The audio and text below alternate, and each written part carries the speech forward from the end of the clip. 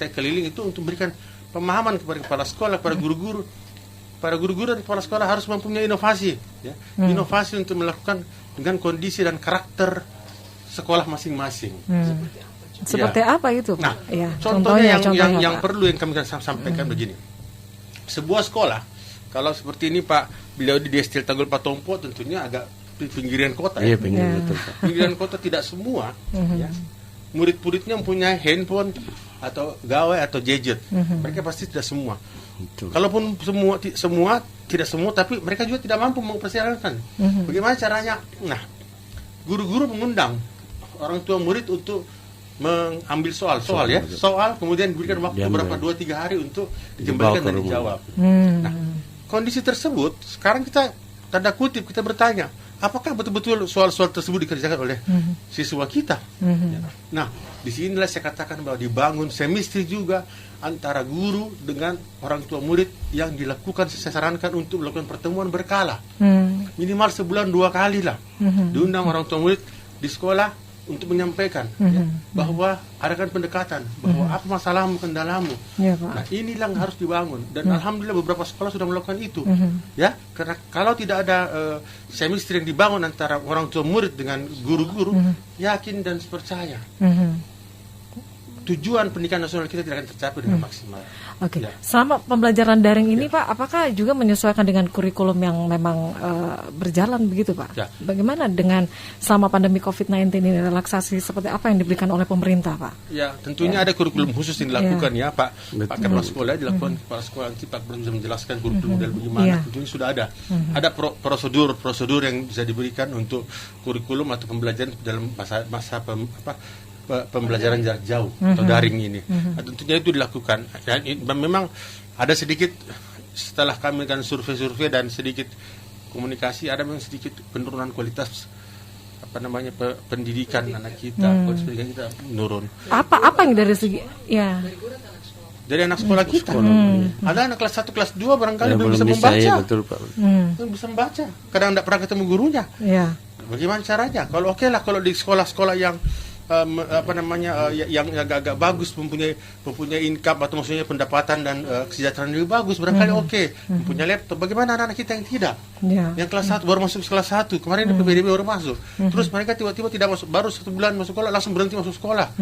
Nah, inilah yang harus kita perbaiki bersama semua konsep-konsep ini, dan semua hal tersebut kami memberikan patronnya, tapi penyelenggaranya yang mendrive di bawah ini adalah guru-guru, kepala sekolah yang mendrive di bawah. Jadi memang di sini harus diperlukan kepala sekolah yang tangguh pada saat ini. Begitu. Harus tetap semangat begitu, Pak ya. Oke. Ini untuk pelaksanaan kurikulum darurat ya selama pandemi ini, Pak. Ini juga bisa kita share ya sebenarnya. Ini pelaksanaannya seperti apa begitu. Kita break dulu ya untuk sesaat, dan sekali lagi Smart Listener, kita live di 101,1 Radio Smart FM Makassar dan juga di channel YouTube Smart FM Makassar ya. Kita masih bersama dengan Bapak Andi Irwan Bangsawan, PLT Kadis Pendidikan Kota Makassar, dan juga bersama dengan Pak Syamsuddin, Kepala Sekolah SD Negeri Tanggul Patompo 2. Anda jangan kemana-mana, kami akan segera kembali sesaat lagi. Baik, Smart Listener, Anda masih bersama kami di Makassar Insight, dan tema kita siang hari ini, masuk sekolah secara tatap muka sudah siapkah? Kita masih bersama dengan Pak Andi Irwan Bangsawan, kemudian juga bersama Pak Syamsuddin di sini. Baik, saya lanjutkan lagi kembali ya, sebelum kita banyak hal yang ingin kita obrolkan ya di siang hari ini. Baik, saya ke Pak Irwan kembali nih untuk kurikulum kurikulum darurat ya, yang dijalankan sama pandemi COVID-19. Ini seperti apa, Pak, realisasinya begitu? Kurikulum yang ada di Kota Makassar ada standar kita untuk melakukan pembelajaran. Namun tentunya karakter sebuah sekolah itu tergantung dari kondisi sekolahnya. Masing-masing kepala sekolah kita berikan kewenangan untuk membangun kurikulum tersebut. Bagaimana metode dan bahan-bahan ajar yang kita diberikan. Jadi kepala sekolah diserahkan semua. Oke. Ya, baik, saya ke Pak Syamsuddin. Pak Syamsuddin, bagaimana realisasi dari kurikulum darurat ini, Pak? Terima kasih, Mbak. Ini kurikulum darurat yang dimaksud oleh Pak Kadis adalah salah satunya yang di sekolah kami terapkan adalah perampingan kurikulum. Perampingan kurikulum, Pak? Perampingan. Artinya karena kondisinya menuntut kita jam tidak boleh terlalu lama, termasuk pemberian tugas-tugas kepada siswa dibatasi yang biasanya maksimalnya misalnya 100% dikurangi ya 70% atau 50%, itu yang dimaksud Bapak. Jadi termasuk itu bagaimana dirampingkan tanpa mengurangi tujuan yang ingin kita mau capai dalam setiap KD itu, Mbak. Standarnya. Tentu ada strategi yang diterapkan begitu ya Pak Samsudin untuk bisa mencapai standar yang ditetapkan begitu. Dari Pak Samsudin sendiri apa yang dilakukan Pak? Di sekolah kami itu kami lakukan di samping melalui daring juga melalui luring. Caranya itu tadi misalnya kan sekolah kami itu adalah sekolah pinggiran, orang-orang Macinus Sombal dan sekitarannya itu. Jadi mayoritas itu banyak anak yang tidak punya gawai. Punya gawai tapi orang tuanya lagi kalau sudah pergi kerja, sudah tidak bisa, tidak jalan lagi. Jadi cara mengantisipasinya itu adalah kita berikan tugas, datang ke sekolah ambilin tugas oleh siswa, kemudian diberi jangka waktu beberapa hari, beberapa hari atau beberapa jam baru dikembalikan lagi. Gitu caranya supaya tidak ada tatap muka, tidak ada pembawaan antara siswa satu dan siswa yang lainnya, termasuk dengan gurunya. Oke, jadi jangan sampai ada yang tertinggal kan Pak? Tertinggal. Oke, saya kembali ke Pak Kadis. Pak, kalau dilihat tadi ya ini berbagai kesiapan juga yang dilakukan oleh pihak sekolah begitu memasuki tahun ajaran di tahun 2021 begitu Pak. Ini kan melihat lagi kondisi Kota Makassar begitu Pak. Kalau saat ini kira-kira sebelum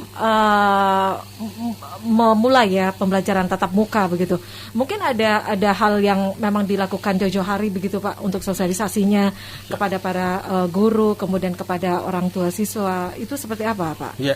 Saat ini Dinas Pendidikan Kota Makassar sedang menyusun pedoman pembelajaran tatap muka atau Juknis. Dan Juknis tersebut nanti dibuat dalam sebuah edaran wali kota dan wali kota. Itu yang menjadikan patron kita semua untuk melakukan kegiatan pembelajaran tatap muka. Nah, di situ ada teknis-teknis penyelenggarannya. Seperti setiap sekolah sudah menyiapkan cuci tangan di depan kelas masing-masing. Satu kelas satu cuci tangan. Itu sudah saya lihat, saya sudah keliling di sekitar beberapa sekolah sudah ada semua dipasang itu. Kemudian harus disediakan sabun. Gitu. Kemudian tentunya pemerintah kota juga menyiapkan masker. Memang kita mewajibkan setiap anak-anak yang datang ke sekolah memakai masker. Tapi tentunya ada anak-anak yang maskernya tidak sesuai dengan protap. Jadi kita akan menyiapkan mereka masker. Nah, kemarin ada informasi mau dipakai dana bos. Saya bilang, oke, dana bos. Dana bos dipakai palingan 3 bulan jalan. Tapi kalau berlanjut terus ini sabun habis, pakai dana apa? Nggak mungkin kantongnya Pak Kepala Sekolah. Akhirnya saya sampaikan kita harus menyiapkan anggaran tersebut. Nah ini semua protap-protap. Kemudian hand sanitizer, termogan, semua harus dijalankan. Kemudian dalam ruangan itu yang biasanya rombel itu berjumlah 32 atau 36 orang, itu harus 18 orang saja atau 50% dari jumlah normalnya. Nah itu. Kemudian guru memberikan pembelajaran dengan jarak yang maksimal, dalam artian sekitar 2 meter atau 3 meter. Kemudian waktu jam pelajaran untuk kelas atas 1-2-3 kelas 1-2-3 SD itu nah, itu bisa diberikan pembelajaran 2 jam saja tanpa jam istirahat ya Pak Kepala. Iya, betul. jam istirahat. Kemudian untuk kelas atas 3 jam. Nah, itu lakukan shift belajar.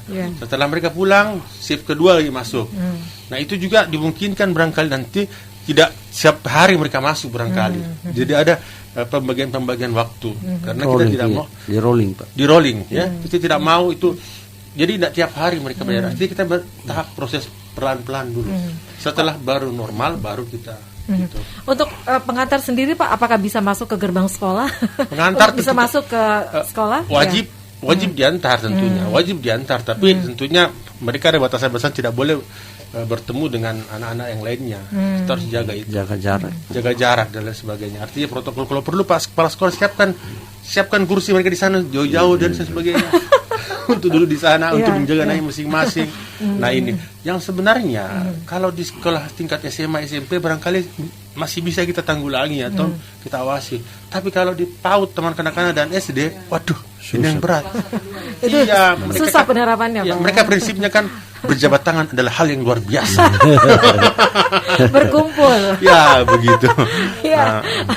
Ke Pak Samsudin, Pak, ini sosialisasi yang yang akan dilakukan begitu oleh Pak Pak Kadis begitu. Nah, untuk kira-kira untuk kesiapan dari pihak sekolah sendiri seperti apa, Pak? Ini kan sudah kedengaran ya bahwa kita akan ada pembelajaran tatap muka di awal tahun 2021 begitu. Tentu Bapak juga sudah menyampaikan ke orang tua siswa begitu, Pak. Itu bagaimana tanggapan dari para orang tua siswa, Pak? Ya, terima kasih Bu. Pada dasarnya tanggapan orang tua siswa sangat menyambut baik dengan rencana ini. Tetapi secara pada dasarnya ada suatu kecenderungan kebosanan nih orang tua murid. Bahkan orang tua murid itu menuntut kita membuka sekolah. Iya, terus terang sebagian besar menuntut. Nah, untuk mengantisipasi ini kami itu pihak sekolah sudah menyiapkan beberapa hal, termasuk termogan, cuci tangan, hand sanitizer. Termasuk guru-guru dilengkapi dengan perlengkapan protokol kesehatan. Dan rencana kalau sudah masuk nanti semua kelas disemprot dengan disinfektan. Dan selama ini juga kami setiap saat melakukan piket Bu. Jadi sekolah itu relatif tidak terlalu kotor. Oke. Iya. Bagus. Wah, ini 9 bulan Pak ditinggalkan Pak. Terus kerja bakti itu. Ada sana. Harus kerja bakti Pak. Pada dasarnya kami kalau andaikan ini protapnya dari Bapak atasan kita sudah turun, kita siap serangan. Sepanjang ada izin dari pimpinan. Itu. Iya, Pak Kadis, kalau sebenarnya aturan untuk pembukaan sekolah nanti, apakah ini ada pilihan juga tidak Pak kepada orang tua begitu? Apakah mereka memang wajib untuk memasukkan anak mereka sekolah atau diberikan keleluasan ataupun pilihan begitu Pak? Jadi, dengan segala konsekuensi begitu kalau belajar dari rumah atau memilih untuk ke sekolah begitu. Bapak Menteri, Mas Menteri ya, Mas Menteri sudah menyampaikan kemarin bahwa persetujuan ini harus persetujuan dari orang tua siswa. Nggak, kalau orang tua siswa tidak menyetujui, maka itu tidak mengapa atau tidak menjadi kewajiban, boleh diperbolehkan. Kalau tidak orang tua siswa keberatan dan tidak mau. Jadi begini modelnya. Nanti caranya sistemnya kita kira-kira begini.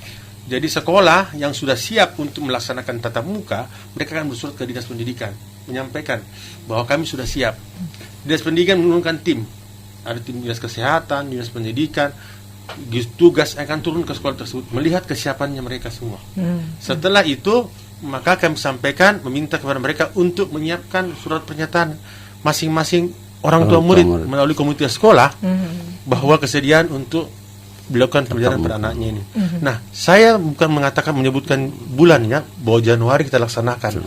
Kita nggak bisa menentukan itu dulu.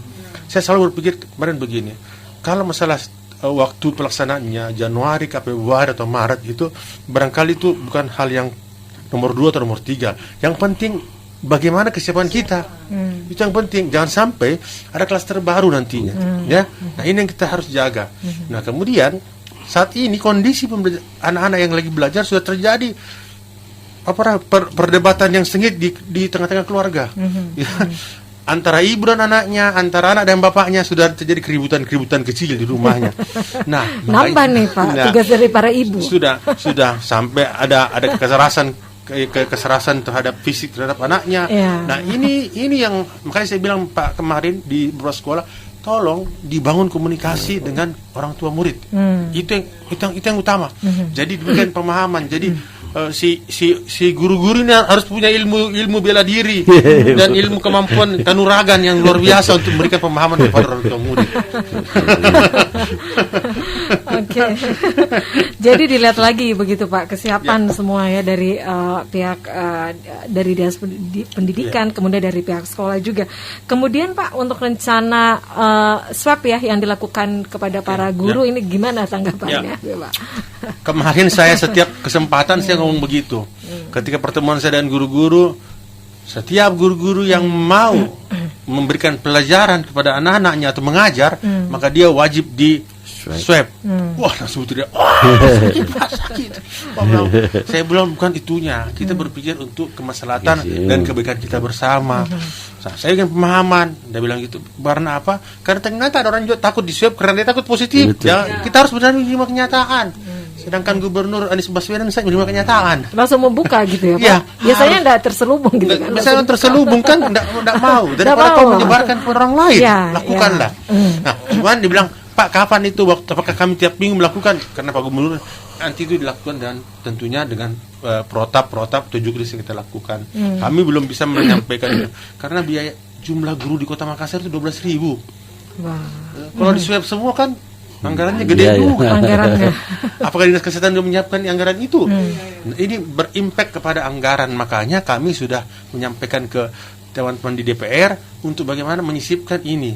Kami sudah siapkan dengan jumlah anggarannya, cuman saya tidak tahu apakah DPR bersedia menerima jumlah anggaran tersebut, begitu. Ya, oke. Pak, sebelum betul-betul tatap muka dilakukan di awal Januari begitu Pak, mungkin ada baiknya dilakukan masa percobaan, mungkin tidak Pak? Sekolah dibuka begitu kan, jadi dilihat Pak, jadi seperti apa melihat dari tempat cuci tangannya, kemudian bagaimana siswa tertib ya masuk di sekolah. Makanya itu kan saya katakan ada tim verifikasi dari sebelum dibuka sekolah, ada tim verifikasi dari tim Dinas Pendidikan Kota Makassar yang turun ke sekolah masing-masing. Nah, verifikasi itu melihat kondisi sekolah, kesiapannya. Bukan dari Dinas Pendidikan, tapi dari Dinas Kesehatan juga dan tim gugus yang turun ke sana. Kenapa? Kalau saya bilang kemarin Pak Wali mengatakan kalau kita jangan main uji coba. Ini bukan coba-coba. Kalau ada yang terkena mati proses terbaru. Jadi harus langsung action di lapangan.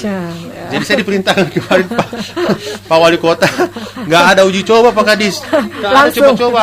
Harus.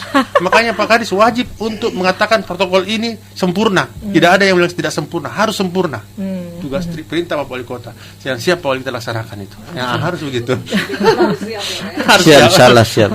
Oke. Pak, saya ke Pak Samsudin. Pak, ini 9 bulan begitu Pak melakukan masa pembelajaran secara daring begitu. Ini apa saja Pak yang menjadi tantangan dari pihak sekolah begitu, dari para orang tua, kemudian dari para guru, siswanya sendiri seperti apa itu Pak? Tantangannya banyak Bu. Dari gurunya sendiri cukup berat tantangannya.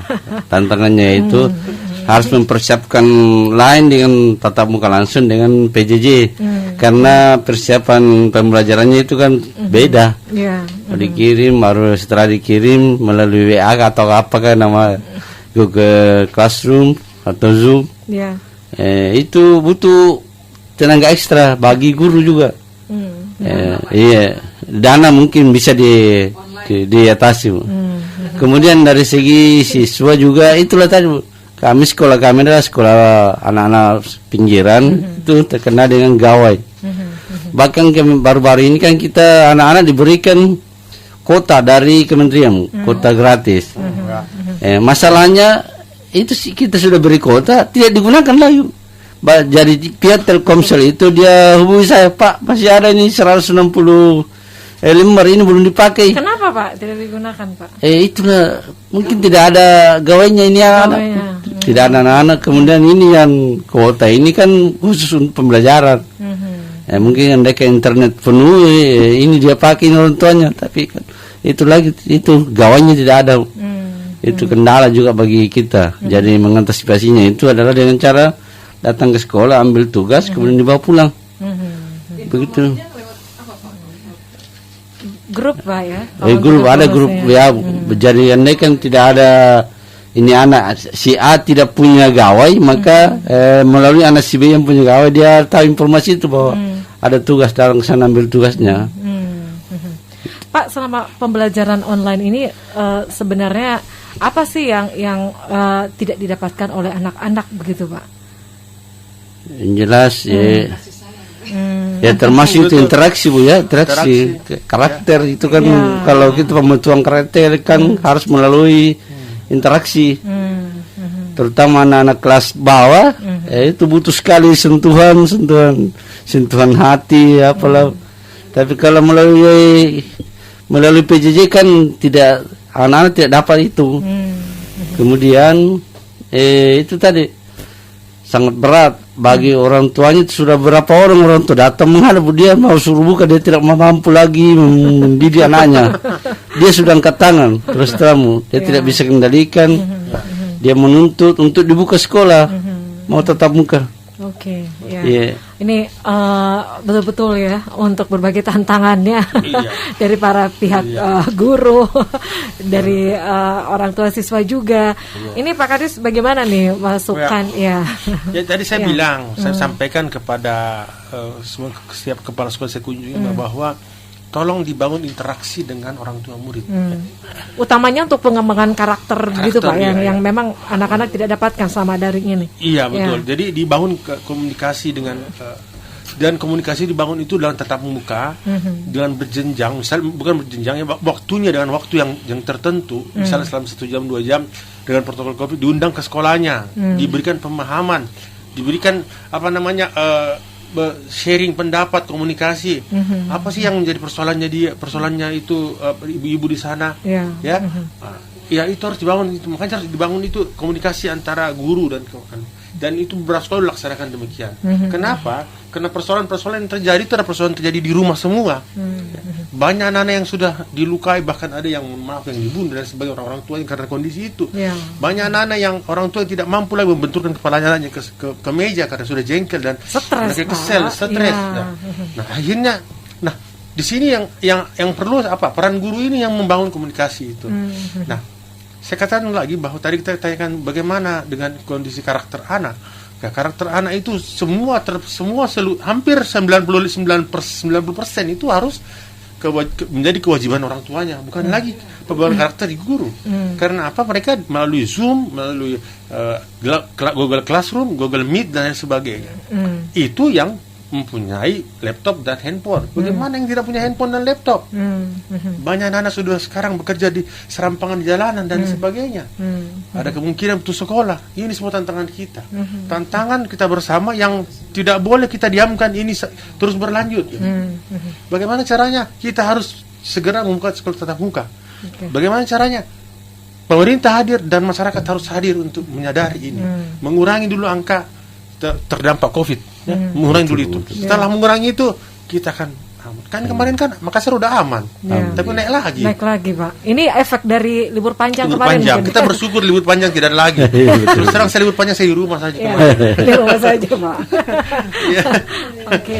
Jadi melihat kondisi dulu begitu Pak ya. Iya. Harus begitu. Nah, kita lihat kondisinya. Setelah itu kalau sudah oke, Pak Wali Kota mengatakan bahwa ya kita perguruan tinggi dulu. Iya, berjenjang Pak ya.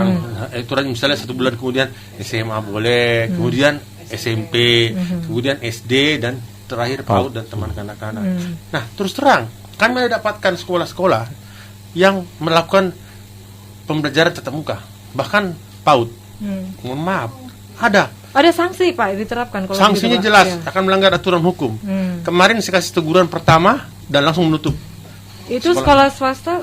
Swasta. Saya harus sebut nama sekolah swastanya ya. Makanya kepada semua pendengar yang ada di Smart Listener ini, tolong ya, apabila ada hal-hal yang terjadi, laporkan ke Dinas Pendidikan Kota Makassar. Laporkan segera ya. Kami akan lakukan tindakan yang tegas untuk hal ini. Kita tidak ada izin untuk membuka sekolah. Modusnya apa Pak? Sehingga kegiatan mereka lakukan ke sekolah. Mereka mengatakan bahwa modusnya apa Pak? Anak-anak ini permintaan pikiran orang tua dikumpulkan. Tapi yang saya dapatkan kemarin ya, itu sekolah tersebut mengumpulkan, seandainya mereka mengumpul dalam kondisi jumlah terbatas, barangkali kita tegur tapi tetap tidak boleh ya. Tapi ternyata itu jumlahnya sekitar 15 orang di PAUD loh. Saya bilang, wah ini tidak bisa, langsung kita teguran. Itu di tengah kota Pak, atau sekolah yang ada di tengah kota? Tengah kota. Iya. Saya yang herannya, kenapa ini orang tua yang punya pemikiran yang sudah maju kok membiarkan begini gitu. Gak sadar. Ada kejadian begini. Boleh saya cerita sedikit ya? Iya, silakan Pak. Kejadian ini. Orang bilang ini si A ini, ya ini kejadian betul di Kota Makassar. Tiba-tiba neneknya ini meninggal. Di tracing yang positif ini adalah cucunya. Ya. Neneknya umur 70 tahun meninggal. Tracing cucunya. Ya, tidak ada yang orang tuanya meninggal. Cucunya, ternyata di tracing cucunya ini adalah OTG. Nah, OTG cucunya ini, dia berinteraksi dengan teman-teman yang main di tetangganya. Nongkrong kan Pak? Iya, anak-anak yang berumur 7 tahun. Iya. Nah, kan mereka punya imunnya kuat kan. Tapi mereka OTG, iya masuk. Nah, si anak dapat dari mana? Si anak ini temannya ini dapat dari orang tua bapaknya, dari kantornya. Yeah. Makanya kaget, nggak pernah keluar nenek saya ini. Kenapa bisa begini? Ini kejadian Makassar. Nah, di tracing lagi, diburu lagi bapaknya. Bapaknya ini OTG juga. Oke, fisiknya kuat, tapi ketika lari ke orang yang lebih tua, kayak ini. Nah, kita tidak mau ini terjadi. Inilah kita harus hati-hati, Bapak Ibu semua. Makanya kita harus ketegasan begitu.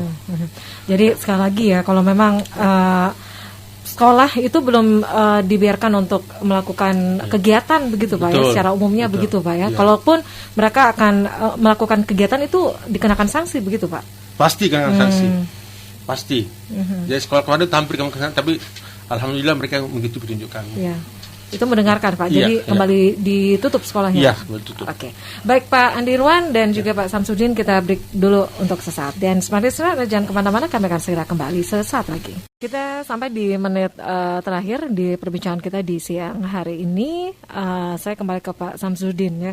Pak, tentunya selama 9 bulan ini itu berbagai tantangan ya yang didapatkan baik dari para guru, kemudian dari para orang tua, kemudian untuk siswa sendiri nih. Nah, kalau semuanya nih, tadi seperti diinformasikan ya bahwa setiap informasi itu memang paling tidak bisa harus diterima oleh para orang tua begitu mengenai kegiatan ataupun tugas-tugas dari anak-anak selama daring ini. Nah, bagaimana Pak untuk menyikapi seandainya para orang tua itu tidak mempunyai handphone ataupun gadget begitu Pak? Apakah dilakukan komunikasi secara manual atau seperti apa itu Pak? Ya, terima kasih Bu. Jadi terkadang juga karena guru-guru kami, ada juga guru kami yang wilayah di sini, jadi tahu situasi alamatnya semua siswa. Maka salah satu cara yang ditempuh juga adalah ini guru kami yang mendatangi para siswa ini, membawakan tugas ataukah apapun itu informasi. Kemudian kedua, ada juga grup WA di kelasnya, wali kelasnya masing-masing. Ini ya siswa atau orang tua siswa yang tidak punya gawai gadget, mereka menyampaikan melalui secara manual dari sesama mereka yang punya gadget itu, bahwa ada tugasnya anakmu begini. Itu yang kami lakukan selama ini Bu. Jadi memang guru dituntut untuk lebih aktif begitu betul, Pak ya.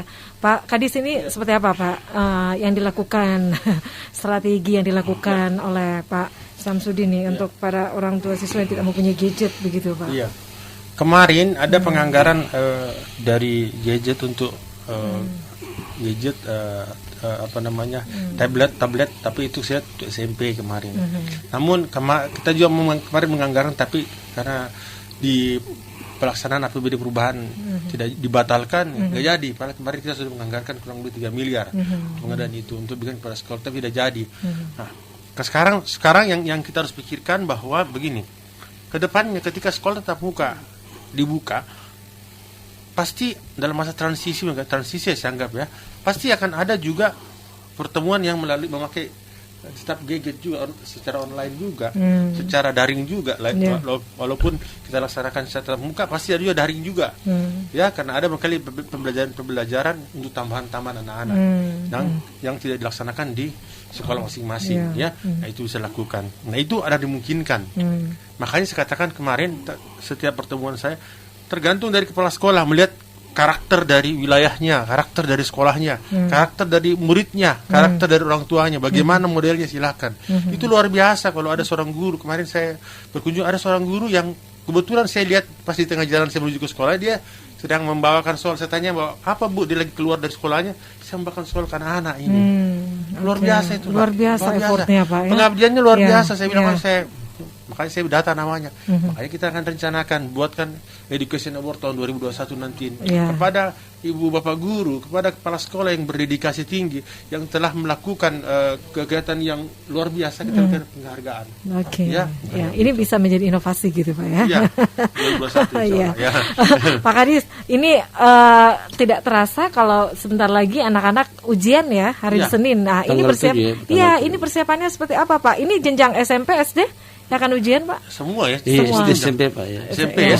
SD SMP Pak. SMP. Ya. Nah ini kesiapannya gimana ini Pak? Kalau materi pembelajarannya ini kan secara daring begitu Pak. Bagaimana dengan tantangan apakah atau kesukaran yang didapatkan oleh anak-anak begitu Pak? Sebenarnya Sama masa konsep pembelajaran. kemarin Ya. Pak Menteri yang mengatakan pembelajaran ujian-ujian yang dilakukan itu ujian yang melalui daring, ada konsepnya ujian daring. Dan memang tahun-tahun kemarin kita sebagian besar ada melaksanakan ujian melalui daring juga memang. Nah ini barangkali yang perlu nanti kita lakukan nanti masing-masing kepala sekolah, sekali lagi kepala sekolah bisa melaksanakan ini. Yang penting satu, melaporkan kepada kami melaksanakan konsep ini dan sebagainya. Begitu. Gimana Pak Kepala Sekolah? Lempar ke beliau kan. Sekolah-sekolahnya gimana Pak untuk soal-soalnya nanti Pak? Kesiapan dari sekolah Pak untuk kita ujian. maksimalkan teknologi Bu. Cara salah satunya adalah melalui Google Form. Tapi ini juga ini artinya pilihan utama, tapi masih ada pilihan lain alternatif. Jadi sekali lagi yang tidak punya gawai, kita punya anak-anak, kita sudah datang bersoalnya, kemudian dibawa pulang untuk dikerjakan. Ya oke, kita akui bahwa ini tidak maksimal lah. Pastilah tidak maksimal dalam hal penilaian akhir semesternya. Tapi ini melihat keadaannya mau di apa. Kemudian ditambah lagi dengan nilai-nilai harian yang sudah berjalan selama ini, itu dirata-ratakan. Kira-kira nanti Pak untuk ujian ini bisa tidak menjadi evaluasi begitu Pak? Untuk dari materi pembelajarannya yang diberikan secara daring ini, begitu apakah masih perlu ditingkatkan lagi atau bagaimana Pak pada saat ujian nanti? Ya pastilah mau ditingkatkan Bu, karena ini kan namanya sama pandemi, tidak maksimal tidak maksimal. Jelas ada beberapa kekurangan. Seumpama soal dibawa pulang jelas pasti dibantu orang tuanya. Orang tuanya yang ujian Pak. Iya Bu. Biasa terjadi begitu lah. Jadi para orang tua ini harus siap-siap mendampingi Pak ya. Bagaimana dengan orang tua yang bekerja? Oke. Pak Kadis, kita terbatas oleh waktu, mungkin dari perbincangan kita di siang hari ini topik kita masuk sekolah secara tatap muka sudah siapkah? Ini bagaimana Pak Kadis? Ya. Kalau ditanyakan siapkah, saya katakan siap. Siap ya. Kita harus siap dan memang sudah siap. Itu. Yang penting sekarang ketika ada pedoman nanti yang diregulasikan oleh Bapak Wali Kota Makassar dan Bapak Gubernur, tentu itu menjadi acuan kita. Kemudian yang kedua, sekolah-sekolah itu harus menyiapkan fasilitas yang sudah ditentukan nantinya. Yang ketiga, kepala sekolah itu atau sekolah membuat surat untuk memintakan kesiapan. Nah ini yang kita lakukan. Dan saya berharap bahwa nantinya kita tidak, ketika dibuka sekolah tidak terjadi euforia, ya. Jadi euforia wah COVID sudah selesai, malah bukan. Karena ini hanya kebutuhan dan kondisi, ya. Nah, kita tidak mau terjadi penciptaan klaster baru di sekolah-sekolah. Dan tentunya saya yakin dan percaya semua orang tua murid akan menerima ini dan sangat menunggu-nunggu waktunya. Tapi satu lagi, bahwa kalau kondisi Makassar sudah dapat dikendalikan, tentunya baru kita melakukan ini. Kalau tidak dikendalikan, saya yakin dan percaya Bapak Gubernur dan Bapak Wali Kota tidak akan memberikan izin hal tersebut. Kalaupun di sekolah dibuka itu dilakukan secara berjenjang gitu Pak ya? Iya, kan, dimulai dari bangku kuliah, perguruan tinggi, kemudian masuk paling terakhir PAUD ya Pak ya? Iya. Baik. Mas Erwin sampaikan Pak Samsudin ke Pak Kadis mungkin. Iya. Mas Erwin sampaikan, silakan Pak. Anggarannya ditambah gitu ya. Saya kira cukup. Off the record nanti Pak itu ya. Jadi ini betul Pak. Nanti kita akan tambahkan anggarannya. Semua sekolah kan kita lakukan penambahan anggaran untuk penanggulangan COVID ini dalam artian bahwa begini. Mohon maaf saya bicara sedikit lagi. Iya silakan bahwa Pak. Gini. Oke, kepala sekolah mampu barangkali memberikan pembelajaran dengan protokol tersebut, sabunnya barangkali selama 3 bulan. Bagaimana kalau 4 bulan mau dipakai dari mana? Uang dari mana? Masa dana bos mau dipakai semua? Bagaimana dengan gaji? Maka disitulah kehadiran pemerintah dalam dinas pendidikan untuk memberikan bantuan. Tapi masih tetap ada dana bos? Tetap ya. Tapi untuk sementara ini kayaknya dialihkan begitu Pak ya. Dialihkan untuk COVID. Tetap ada. Sebagian itu mereka agak dileluaskan. Penggunaannya mereka melakukan pemindahan kegiatan. Oke. Namanya protokol COVID Pak ya. Iya, terutama untuk penggunaannya yang agak longgar sedikit untuk. untuk penanggulangan COVID ini, iya. COVID-19. Baik, tentunya kita berharap Pak ya, ke depannya di tengah kondisi yang penuh keterbatasan ini, para guru lagi lebih semangat gitu ya, memberikan yang terbaik untuk anak-anak bangsa. Gitu ya. Amin ya rabbal alamin. Baik, terima kasih sekali lagi untuk Bapak Andi Irwan Bangsawan, PLT Kepala Dinas Pendidikan Kota Makassar sudah hadir di studio Pak untuk siang hari ini. Kemudian juga Pak Samsudin, Kepala Sekolah SD Negeri Tanggul Patompok 2. Terima kasih sekali lagi Pak. Baik, Smart Listener, dari apa yang kita perbincangkan, semoga ini juga menjadi masukan ataupun inspirasi untuk Anda. Dan demikian untuk Makassar Insight di siang hari ini. Dari lantai 3 Gedung Tribun Timur Makassar, saya Mirza Arianti pamit. Selamat siang. Assalamualaikum warahmatullahi wabarakatuh. Waalaikumsalam warahmatullahi wabarakatuh.